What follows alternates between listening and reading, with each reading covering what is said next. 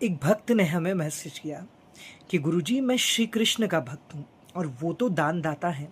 उन्होंने सुदामा जी के जीवन में भी बहुत सारे ऐसे दान दिए जिनके लायक वो नहीं थे, तब भी उन्होंने उनका जीवन परिवर्तित कर दिया।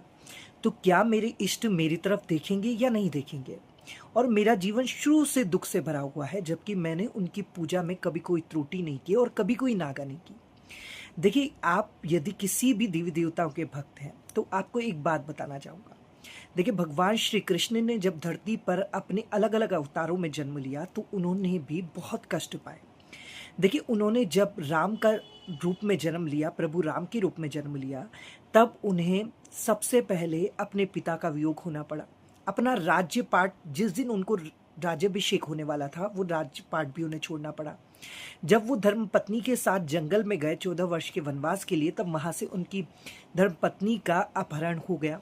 और जब पत्नी से वो मिले, तब किसी के वहाँ पर विचार उठाने के उपलक्ष्य में उन्हें पत्नी से वियोग होना पड़ा, अपनी संतानों से दूर होना पड़ा। और जब संतानों से मिले, तब वापस माता सीता ने धरती में समाहित होकर उनसे दूरी बना ली। और वहीं पर जब उन्होंने श्री कृष्ण के रूप में जन्म लिया, तो पैदा होते ही उन्हें अपने जन्मदात्री माता पिता को छोड़ना पड़ा। और जिन माता पिता ने उनको पाला, जब उनको समझ आई, तब उनका भी वियोग होना पड़ा। और जिनसे वो अत्यधिक प्रेम करते थे, श्री राधा, उनसे भी उनको दूर होना पड़ा। अर्थात देखिए, भगवान ने अपने हर एक स्वरूप में ये बताया है कि मैंने धरती पर आकर अपने आप कर्मों को भोगा है। जो भी कर्म है आपके जीवन में भी उसी प्रकार आएंगे। बस क्या है, आपको हिम्मत नहीं हारनी। प्रभु हर रूप में इसीलिए आए ताकि इंसान बाद में उनके ऊपर ब्लेम ना कर सके कि मैं तो यहाँ पर इतने कष्ट झेल रहा हूँ, आपको कैसे पता मेरे कष्टों के बारे में।